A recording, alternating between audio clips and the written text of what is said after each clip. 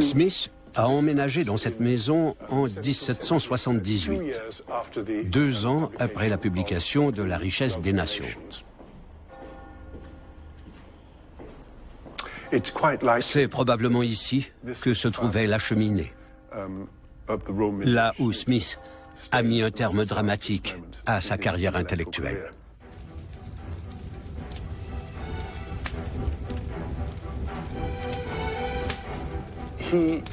Il voulait qu'aucun manuscrit non abouti ou incomplet ne lui survive. Selon ses dernières volontés, ses 2 exécuteurs testamentaires devaient brûler ses papiers à sa mort. Mais cela ne lui a pas suffi. Quelques jours avant de mourir, il les convoqua et leur dit « Je veux que vous le fassiez maintenant ». Ils s'assirent devant la cheminée et brûlèrent systématiquement tous les manuscrits qui n'avaient pas été publiés.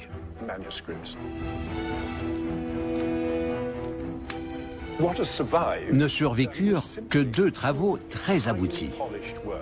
Sa grande théorie sur les sentiments moraux et, plus important, la richesse des nations. La richesse des nations a non seulement survécu à cet autodafé, mais est devenue au cours des siècles une véritable bible du système du libre marché. De nombreuses notes ont disparu dans l'incendie. Il ne nous reste plus que ce livre et les interprétations de ceux qui s'en sont servis depuis pour promouvoir une vision restrictive de l'économie en tant que science.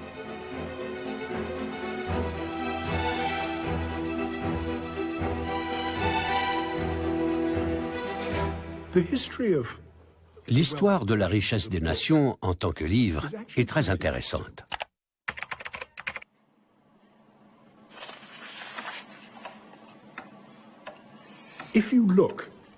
La première édition est luxueuse. On dirait un livre destiné à des spécialistes, des philosophes, des hommes politiques. Mais c'est intéressant de noter que l'édition de 1784, vers la fin de la vie d'Adam Smith, est devenue plus abordable, destinée à un grand tirage. Autrement dit, cet ouvrage, qui visait au départ un public spécialisé, est devenu une sorte de best-seller. Et son succès ne s'est jamais démenti. On n'a jamais cessé de le rééditer. Ce livre est resté un best-seller.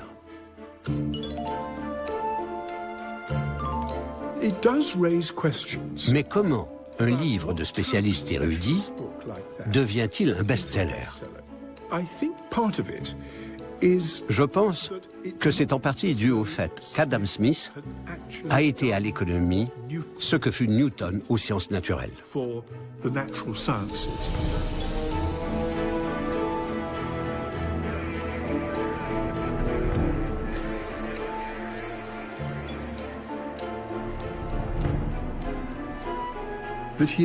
Comme Newton, il avait découvert un principe moteur.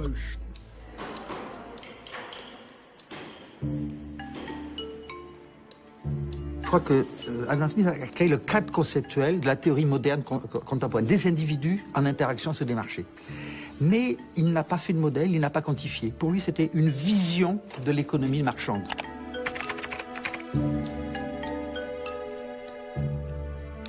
La révolution est arrivée au milieu du XIXe siècle, lorsque les économistes ont pris les outils de la physique newtonienne pour l'appliquer à l'économie. Au point que là, l'illusion a été de trouver l'équivalent des lois physiques pour l'économie.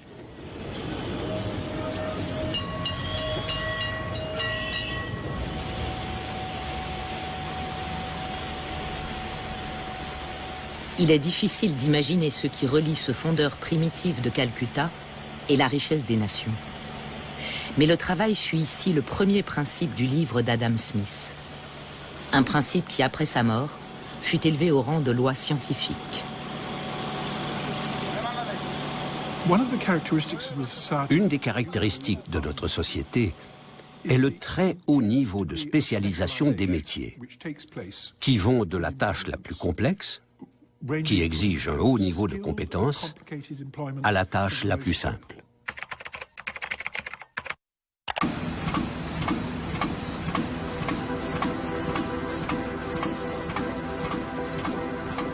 Prenons un ouvrier dans une fabrique d'épingles. Peut-être qu'au mieux, il fera une épingle par jour. Mais de la manière dont cette industrie est maintenant conduite, un ouvrier tire le fil, un autre le dresse, un troisième le coupe, un quatrième en pointe.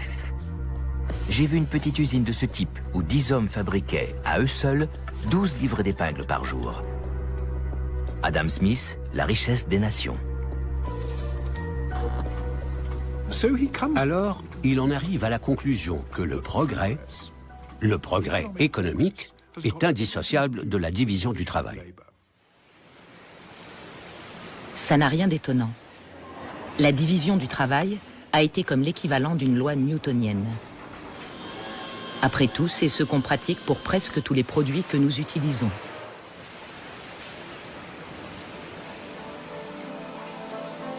De l'iPad jusqu'au simple crayon.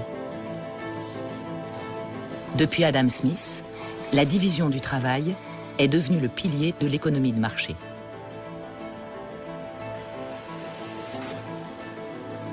To enable millions of people to cooperate peacefully together, we need to understand how it is that a free market works.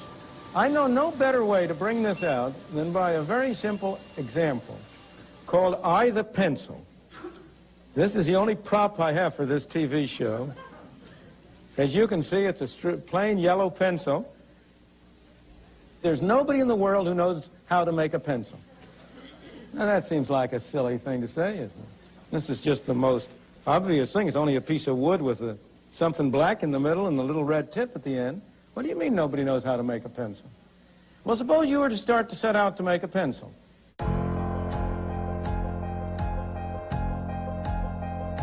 First of all, you have to get some wood, don't you? Where do you get the wood? You have to go to the Pacific Northwest, probably, and cut down some trees. How do you cut down some trees? You have to have some saws to cut it with. Where do you get the saws? You have to have some steel. Where do you get the steel? You have to have a steel mill. In order to have the steel mill, you have to get the iron ore, and you can add all the rest. But that's only the beginning. This black stuff in the middle that we call lead isn't lead. It's graphite, I think. I'm not absolutely sure. And I am told it comes from some mines in South America. Now this little red tip at the top, that's rubber. Where's it come from? Well, the major source of natural rubber is Malaya. But the miracle of this pencil isn't that nobody knows how to make it. The miracle of the pencil is how did it get made? What is it that has enabled this little elementary transaction to take place? Now, how is that brought about? Is there some commissar sitting in some central office who is sending out orders to these people in Malaya, to these people in South America, to the people in Washington? How is it that they are led to cooperate with one another? These thousands of people who have been led to engage in this simple transaction, not one of them has been forced to do it. Nobody has had a gun to his head. They've all done it. Why? Because each one of them thinks he's better off in this transaction.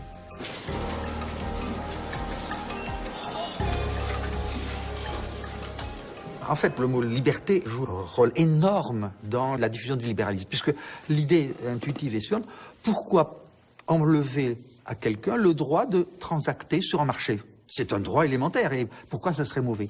Eh bien, c'est tout simplement que, par exemple, si je suis un pauvre paysan qui négocie par rapport à une grande multinationale, c'est la multinationale qui fait le prix et pas moi. Donc, la premier élément, c'est que je suis libre de transacter sous un effet d'asymétrie du pouvoir qui fait que je n'ai aucun rôle dans la formation du prix. L'usine d'iPad à Shenzhen, en Chine. Une chaîne de montage globale pour des pièces détachées arrivant du monde entier. La fabrique d'épingles d'Adam Smith, en version 21e siècle.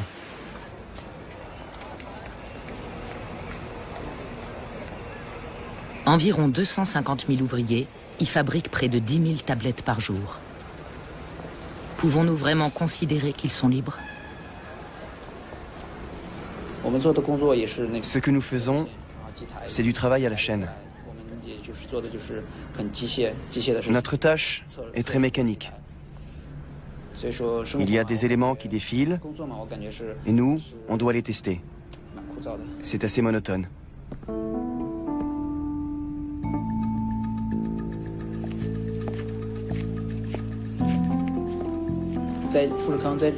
Foxconn pratique la séparation à un haut degré. Il se peut qu'on soit plusieurs à être originaires de la même région, à travailler dans le même lieu, mais il est hors de question qu'on habite ensemble. En ville, les gens sont vraiment séparés les uns des autres. Comme on dit souvent, l'enfant qui a quitté sa famille est comme un fétu de paille. C'est donc l'enjeu moral qui se trouve au cœur de la richesse des nations. La logique économique de la division du travail contre le coût humain nécessaire à sa mise en œuvre. Adam Smith était-il conscient de ce dilemme? Adam Smith is very rarely read.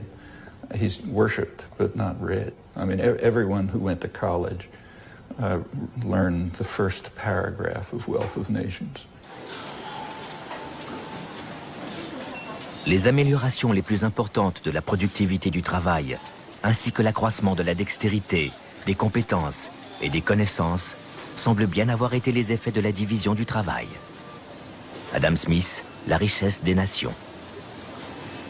Not very many people got to page, whatever it is, page 400, in which he points out that division of labor is monstrous. Dans les progrès apportés par la division du travail, la plupart des travailleurs se bornent à un très petit nombre d'opérations simples, dont les effets sont peut-être toujours les mêmes, ou presque les mêmes.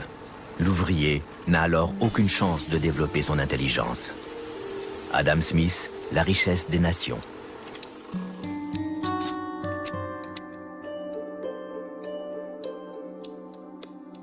It turns people into creatures as stupid and ignorant as a person can possibly be. It's a person who just becomes a machine.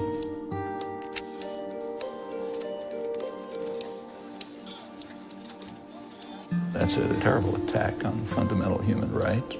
And therefore, he says, in any civilized society, the government is going to have to intervene to prevent division of labor. How many people get that far?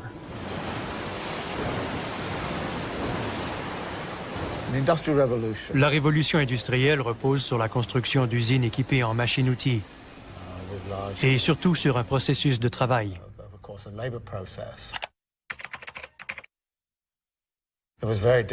Un travail très différent de celui des artisans qui fabriquaient des meubles, par exemple. La technologie de fabrication dominante était tout à fait différente à l'époque. La machine contrôle le travailleur, et pas l'inverse. C'est le contraire de la production artisanale. L'ouvrier à l'usine a des relations sociales très différentes de celles de l'artisan qui fabrique des meubles.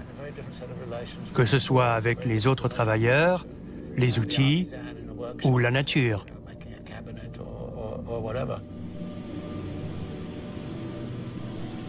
Pendant des siècles, économistes et politiciens ont ignoré le dilemme moral que Smith avait décelé au cœur de la division du travail.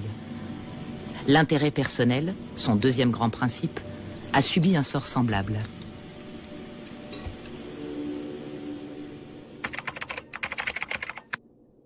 Please welcome the Nobel laureate in economics, Milton Friedman, right here.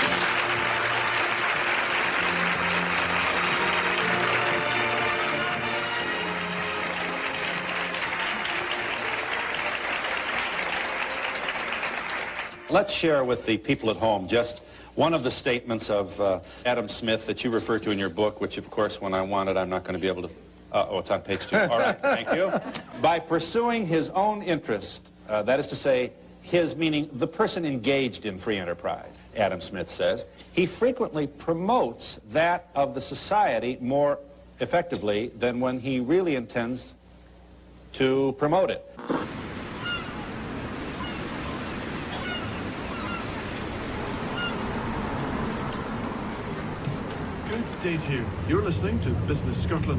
Adam Smith considérait l'intérêt personnel comme la force motrice de l'économie. Mais qu'entendait-il vraiment par là? Replongeons-nous dans l'époque où il vivait.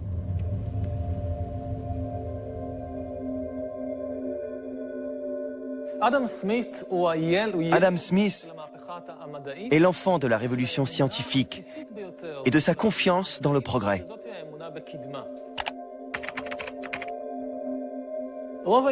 Prévalait alors l'idée que l'histoire était figée, voire décadente. Économiquement parlant, cette conception de l'histoire figée et décadente était l'opinion dominante. En d'autres termes, il était impossible d'accroître la richesse mondiale.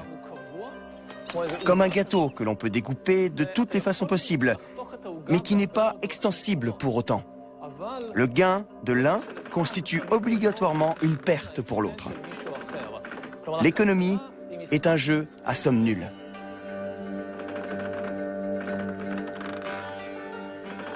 Pour Adam Smith, l'économie est une situation gagnant-gagnant. Chacun peut réaliser un profit. D'un point de vue économique, le progrès signifie qu'il est possible d'augmenter la productivité et accroître les richesses du monde. Donc, l'économie n'est pas un jeu à somme nulle.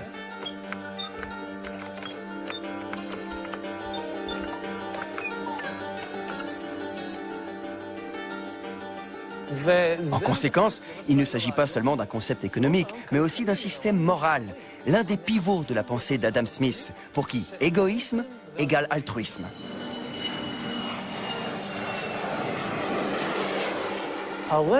Mon profit personnel est également bon pour autrui. En fait, il accroît le gâteau que représente la richesse mondiale et permet à d'autres d'en profiter. Du coup, un nanti achètera les biens de quelqu'un d'autre, de sorte que ce dernier s'enrichira à son tour, ou créera une autre entreprise, une autre industrie, qui fera vivre également quelqu'un d'autre.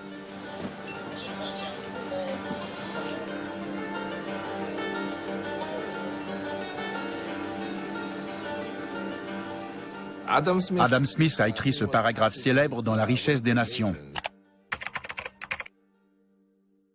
Je suis en train de le paraphraser, mais c'est parce que les boulangers et les bouchers veulent faire du profit que nous avons à manger.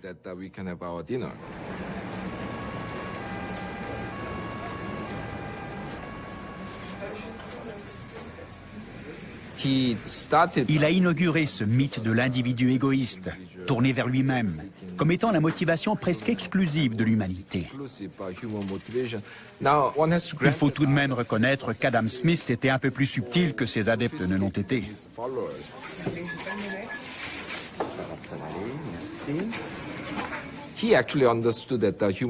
Il avait compris que les êtres humains sont plus complexes que ça, mais son sentiment était qu'on pouvait en faire abstraction. Et qu'en matière d'économie, l'égoïsme était en fait la motivation exclusive. So you know, Adam Smith wrote The Wealth of Nations. Self-interest and greed is good, and the invisible hand and free enterprise and free markets, etc. All that kind of, he's the father of capitalism. But it turns out, there's another Adam Smith. How many people here have read The Theory of Moral Sentiments? And according to Adam Smith, it was his important book. It was his magnum opus. In some ways, that was his magnum opus, and The Wealth of Nations paid the bills. He never imagined capitalism that he wrote about in The Wealth of Nations could actually succeed without the moral underpinnings, the moral, what he called sentiments. We would call them virtues. Without the virtues of a society and virtues of individuals that would actually create the base of a healthy capitalism. Well, all you could do is look here and see that The Wealth of Nations and A Theory of Moral Sentiments, Adam Smith 1, Adam Smith 2, have been disconnected. When you see around the globe the maldistribution of wealth, the desperate plight of millions of people in underdeveloped countries, when you see so few haves and so many have-nots, when you see the greed and the concentration of power within, did you ever have a moment of doubt about capitalism? Tell me, is there some society you know that doesn't run on greed? You think Russia doesn't run on greed? You think China doesn't run on greed? What is greed? Of course, none of us are greedy. It's only the other fellow who's greedy. The world runs on individuals pursuing their separate interests. We'll be back in just a moment.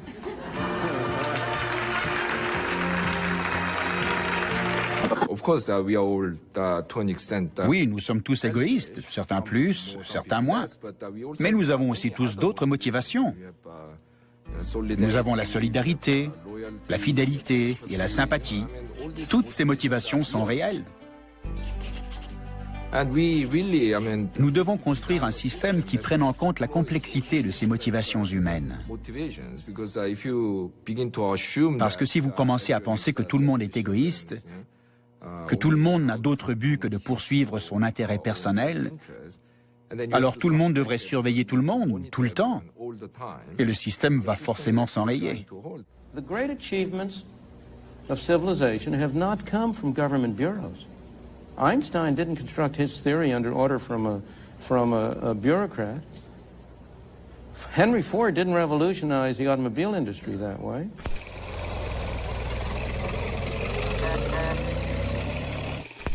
L'exemple de Henry Ford nous montre que l'intérêt personnel est un sentiment bien plus complexe, qui ne se réduit pas à l'avidité ou à l'individualisme. En 1914, il a révolutionné l'industrie automobile en doublant volontairement les salaires de ses ouvriers et en réduisant leurs heures de travail de 9 à 8 par jour. En augmentant leur salaire, prétendait-il, il transformerait les ouvriers en consommateurs. Cela stimulerait l'économie et ses ventes de voitures. Il rêvait qu'un jour, chaque ouvrier possède son automobile Ford. Bien que les motivations égoïstes soient importantes, et les bons managers le savent, ils préféreront persuader, rassembler, créer un esprit de corps.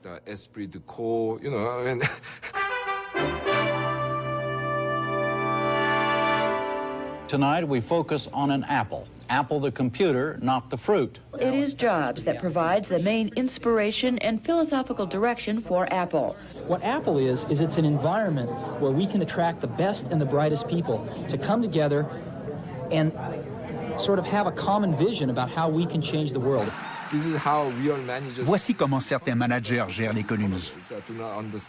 Mais les économistes ne comprennent pas ça. Et ils persistent à dire que tout le monde est égoïste. Et on est censé faire avec. Ce qui veut dire donner une liberté maximum à tout le monde dans l'espoir que, d'une certaine manière, tout ceci se traduira par un résultat social optimum.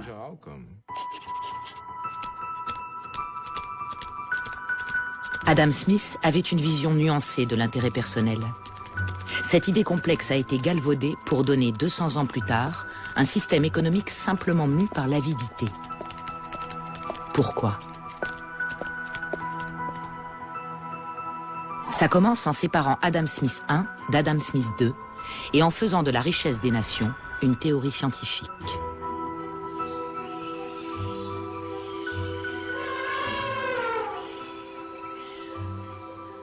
La doctrine de l'intérêt personnel était l'équivalent pour l'économie de la loi de la gravitation.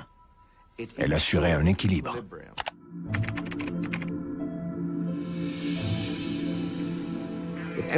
Si tout le monde était libre de chercher son intérêt personnel sur les marchés, on arriverait à l'équilibre, un équilibre optimum, équivalent à l'équilibre des corps physiques, libre de se mouvoir. Je crois que l'analogie avec la physique est très juste. Mais ce que les économistes ont négligé, ce sont les relations humaines.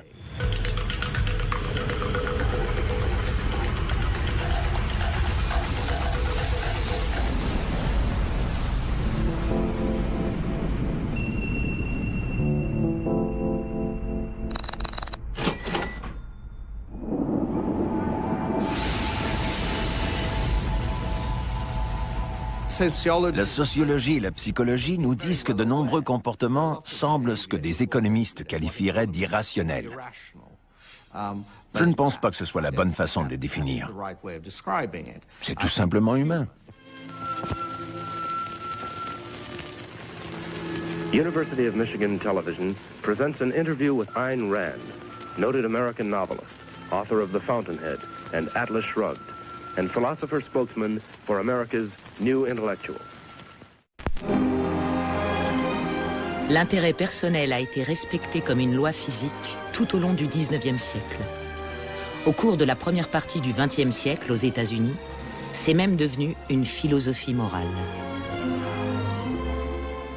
I'm challenging the moral code of altruism, the precept that man's moral duty is to live for others, that in fact makes man a sacrificial animal. I say that man is entitled to his own happiness and that he must achieve it himself. Now, what can be more important than happiness? But happiness does not mean simply momentary pleasures or any kind of mindless self-indulgence. Happiness means a profound, guiltless, rational feeling of self-esteem and of pride in one's own achievement. Join me in welcoming Paul Ryan. Au XXIe siècle, on retrouve la philosophie d'Ayn Rand sur l'intérêt personnel au cœur d'une campagne électorale. I grew up reading Ayn Rand, and it taught me quite a bit about who I am and what my value systems are and what my beliefs are. The issue that is under assault, the attack on democratic capitalism, on individualism and freedom in America, is an attack on the moral foundation of America. And Ayn Rand, more than anyone else, did a fantastic job of explaining the morality of capitalism, the morality of individualism. Our rights come from nature and God, not from governments. Ce type d'approche a été très nocif, surtout au cours des 20-30 dernières années. On en est presque venu à glorifier l'égoïsme.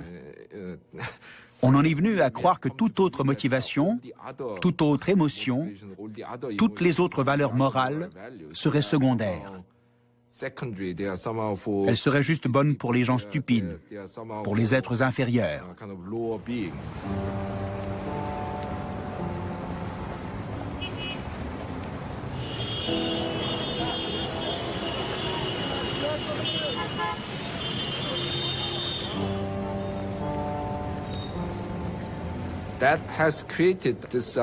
Ce système attend des gens qu'ils ne se rendent pas compte du contexte social dans son ensemble.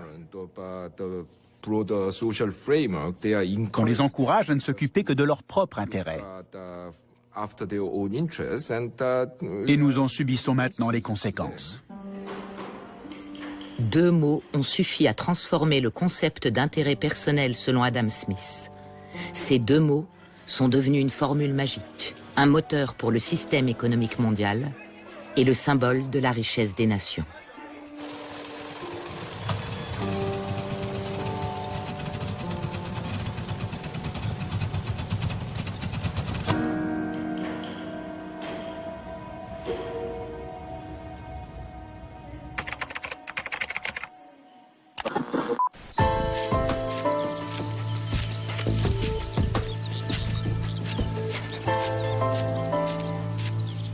The invisible hand is a phrase that was introduced by Adam Smith in his great book, The Wealth of Nations, in which he talked about the way in which individuals who intended only to pursue their own interests were led by an invisible hand to promote the public welfare, which was no part of their intention. 60-second adventures in economics. Number 1, the invisible hand. An economy is a tricky thing to control, and governments are always trying to figure out how to do it. Back in 1776, economist Adam Smith shocked everyone by saying that what governments should actually do is just leave people alone to buy and sell freely among themselves. He suggested that if they just leave self-interested traders to compete with one another, markets are guided to positive outcomes as if by an invisible hand. La main invisible est un basique des cours d'économie depuis l'école primaire jusqu'à l'université. Le paradoxe est que ce seul mot a été dupliqué comme le fondement de l'économie de marché. C'est un succès incroyable. Vous avez des dizaines de milliers de mots dans l'ouvrage de Adam Smith, et c'est la main invisible, c'était une seule fois. Cependant, Adam Smith ne l'avait pas écrit dans ce contexte. Adam Smith was concerned that if there was free movement of capital and free import of goods, he said England will suffer. because British capitalists will invest abroad and they'll import from abroad, and that'll harm the English economy. And Adam Smith then gave an argument. It was not a very good argument, but his argument was that English investors will prefer to invest in England because of what some called a home bias. They'll have a preference for investing close by, and therefore, as if by an invisible hand, England will be saved from the menace of free capital movement and of free imports. That's invisible hand. What's that got to do with the Cato Institute or the modern enthusiasm about free capital flow and having U.S. corporations invest in China so they can send stuff back here to sell cheap, exploiting Chinese workers? That's not Adam Smith.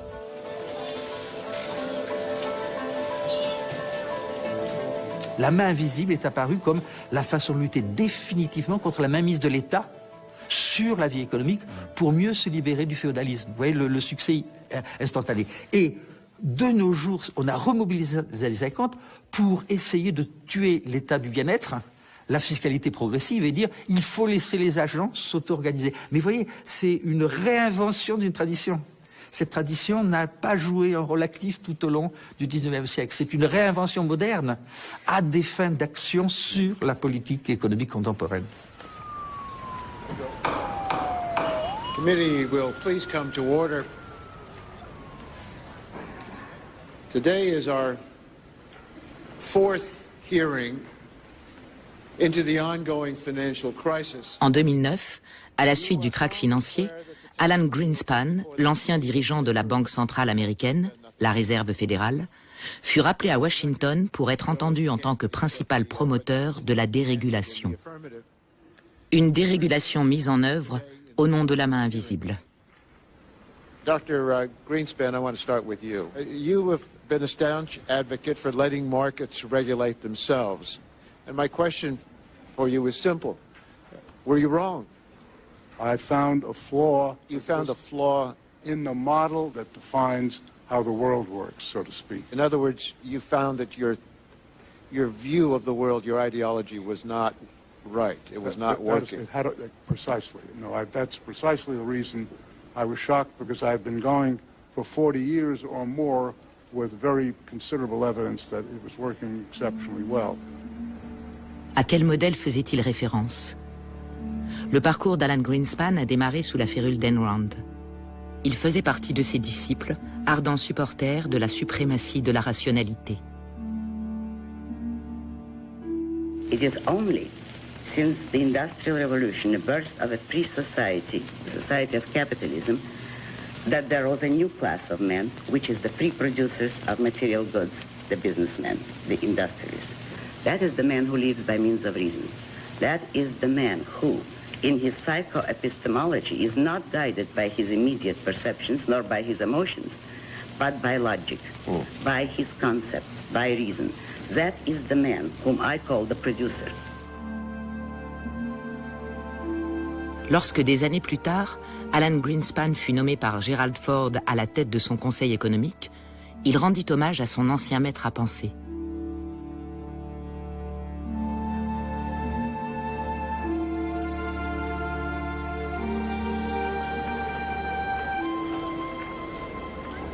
Trois ans avant le krach financier, Alan Greenspan s'est rendu au village natal d'Adam Smith, Kirkcaldy, pour rendre hommage au grand penseur. Selon Greenspan, il est difficile d'imaginer que la masse actuelle de transactions internationales puisse amener à la relative stabilité économique que nous connaissons si elles ne sont pas conduites par une version internationale de la main invisible de Smith.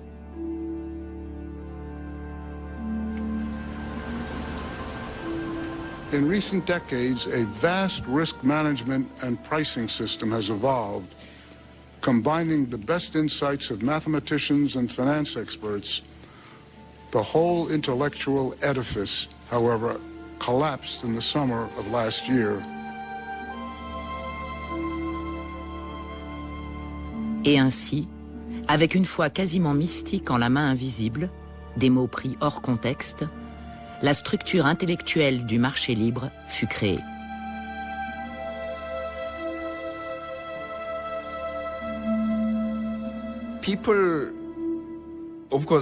Bien sûr, les opinions divergent sur la question de la liberté des marchés. Certains pensent qu'il faut les laisser fonctionner librement.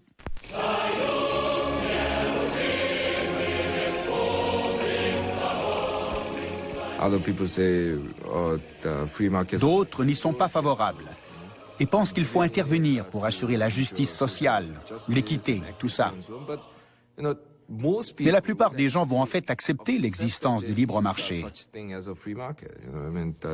Vous pouvez aimer ou ne pas aimer le marché libre, mais vous le reconnaîtrez quand vous le verrez. Mais voilà le plus grand mythe sur le capitalisme. Parce que qu'est-ce que vous entendez réellement par marché libre? Prenons l'exemple du travail des enfants.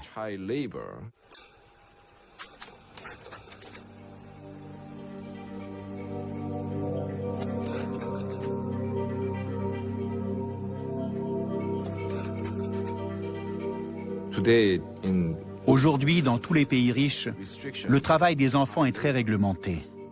Mais il fut un temps où c'était monnaie courante.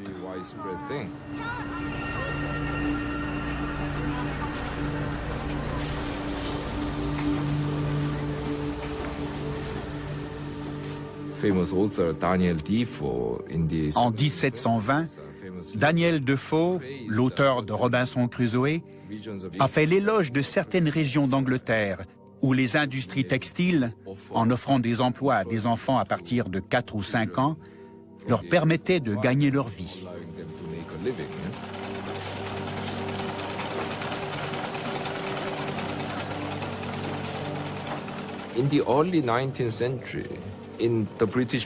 Au début du 19e siècle, au Parlement britannique, un groupe de réformateurs sociaux engagea la toute première tentative officielle pour réguler le travail des enfants.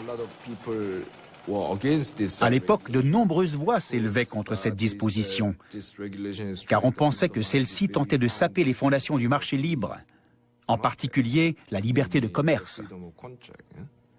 Alors il prétendait que ces enfants voulaient travailler et que ces gens voulaient les employer. Où était le problème?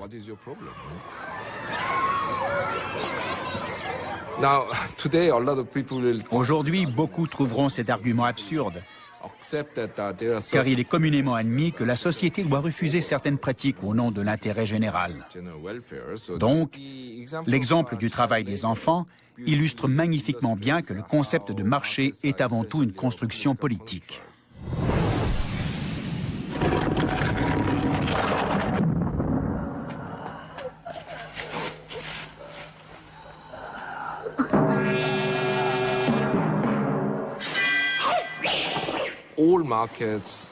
Tous les marchés sont régis par un important cadre réglementaire.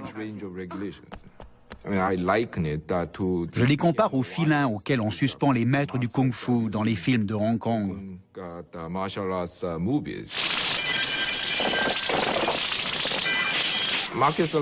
Les marchés sont comme ça.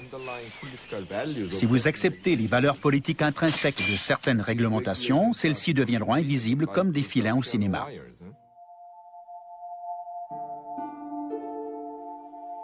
Souvenons-nous de l'esclavage. Un véritable marché libre sans restriction, dont les seules considérations étaient les pertes et profits. Un marché accepté par tous comme étant la norme.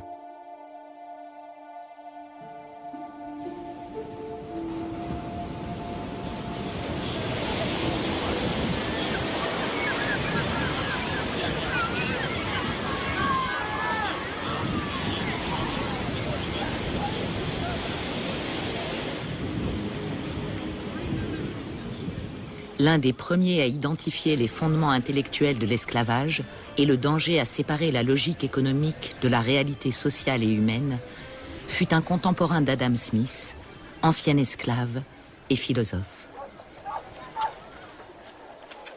C'est ici, à Shama, au Ghana, qu'il est enterré, à l'ombre d'une ancienne geôle d'esclaves. Nous voici réunis devant sa tombe pour rendre gloire à Dieu qui nous a donné ce magnifique philosophe. Anton Wilhelm Amo fut le premier à pointer l'aberration d'une science échafaudée sans tenir compte des réalités humaines du capitalisme.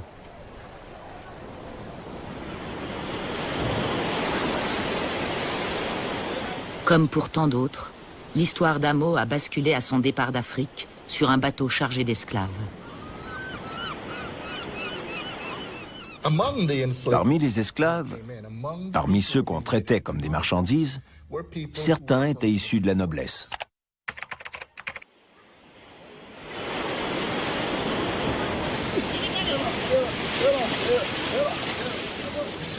Certains faisaient preuve de qualité précoce à leur arrivée en Europe. Amo, le jeune esclave noir, fut affranchi et élevé au sein de l'aristocratie. Il poursuivit ses études jusqu'à l'obtention de 2 doctorats, en droit et en philosophie, et plus tard, il enseigna au sein du système universitaire allemand.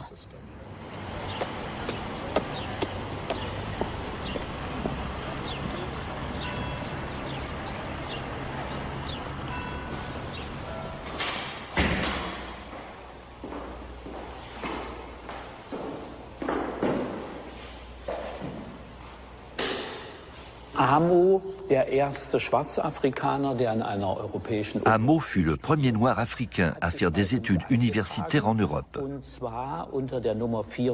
Il a été inscrit ici sous le numéro 488, le 9 juillet 1727.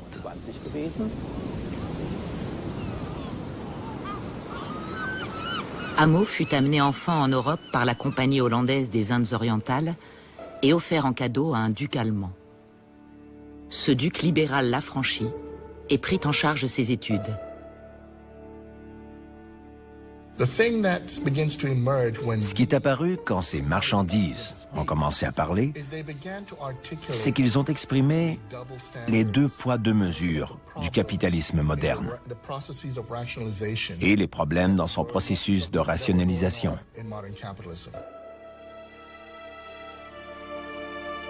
Je crois volontiers que les nègres sont naturellement inférieurs aux blancs. Une différence si constamment observée ne peut se fonder que sur une distinction originelle opérée par la nature entre les races humaines. David Hume, le penseur le plus proche d'Adam Smith. Avec Amo, vous avez d'abord la question de la rationalisation anthropologique. Amo a écrit sur l'égalité des morts en Europe. Et le simple fait d'écrire là-dessus, l'acte même d'énoncer son point de vue, a cassé l'idée que quelque chose en lui, de par sa race, faisait de lui un outil.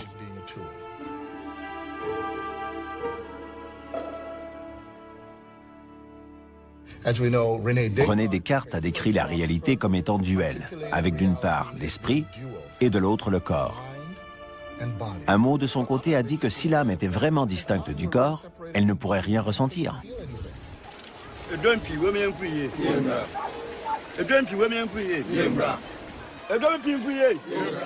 Amo a donc commencé à réfléchir sur ce qui faisait qu'ironiquement, la rationalité et la raison étaient utilisées contre la réalité et la raison. Si l'on se penche sur les arguments d'Adam Smith, on constate qu'il décrivait une sorte de système idéal, mais paradoxalement, un monde sans êtres humains.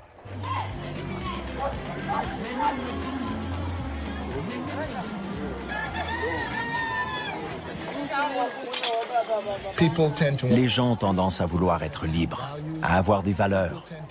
Ils ne sont pas si prévisibles.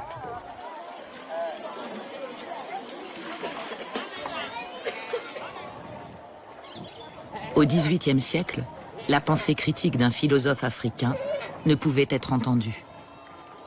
Amo dut fuir l'Europe et mourut ici, à Chama.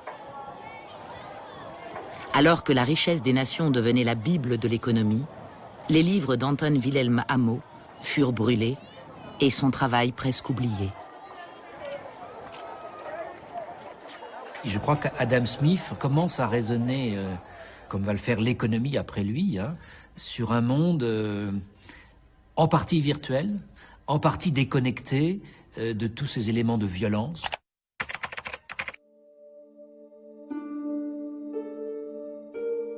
C'est vrai qu'au cœur de ces thèses, il n'y a pas du tout, évidemment, cette prise en compte de la violence occidentale qui a existé pourtant dans les 3 siècles qui le précèdent.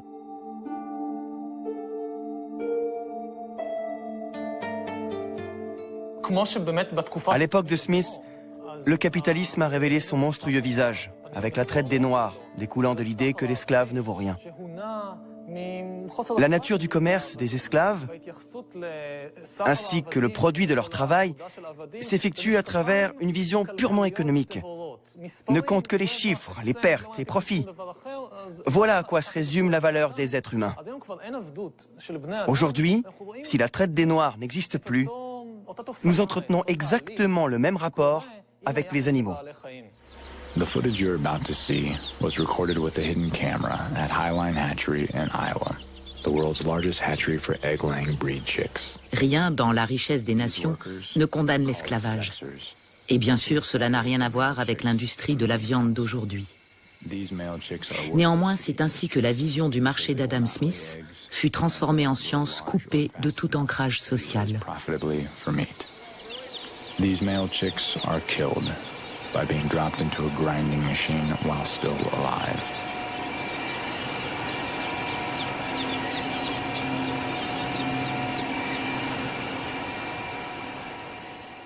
Il n'est question des animaux, de la viande, des œufs et du lait qu'à travers le prisme économique. Les chiffres font loi. Cela se résume à des pertes et profits, actions et intérêts, l'offre et la demande. On oublie qu'on a affaire à des êtres vivants. Here, a worker uses a hot cautery device to painfully burn off the calf's horns, a common dairy industry practice known as disbudding. No anesthesia was used to reduce the calf's pain during this harsh and invasive mutilation. Personne n'y pense. Quand on prend du lait dans le frigo pour le café, on ne se demande pas d'où vient le lait. Il n'est pas question de haine ici. Personne ne déteste les vaches.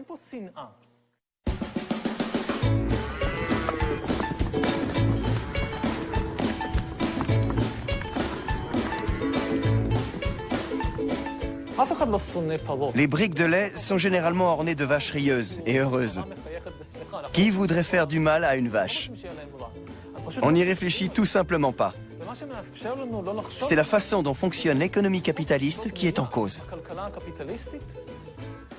Le monde inventé par Adam Smith. Un monde où ne comptent que les pertes et profits, l'offre et la demande.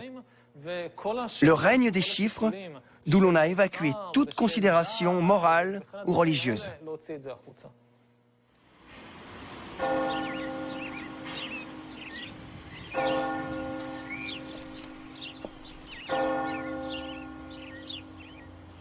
Smith doutait fortement qu'une science sociale ou qu'une science économique puisse exister.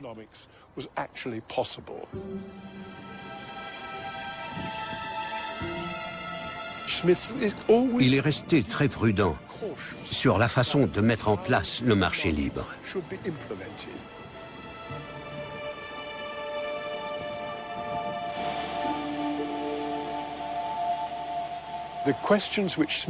Les questions que Smith pensait très difficiles à traiter sur la justice sociale, l'équité et la cohésion du tissu social lui semblaient en fait impossibles à résoudre.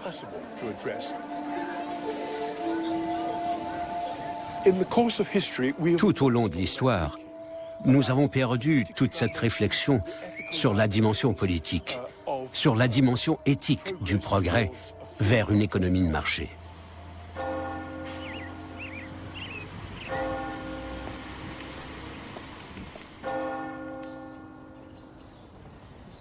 J'ai une grande admiration pour Smith parce qu'il est anticipateur du capitalisme.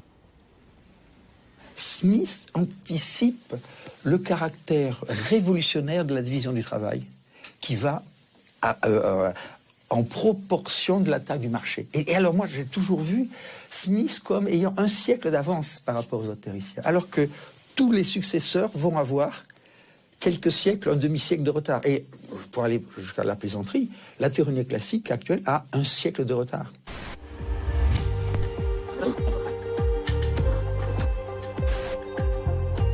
Alors comment et pourquoi, dans le processus de conversion de la richesse des nations en réalité économique, les préoccupations éthiques et politiques d'Adam Smith ont-elles disparu? L'avidité a gagné et les sociétés se sont pliées à la logique du marché.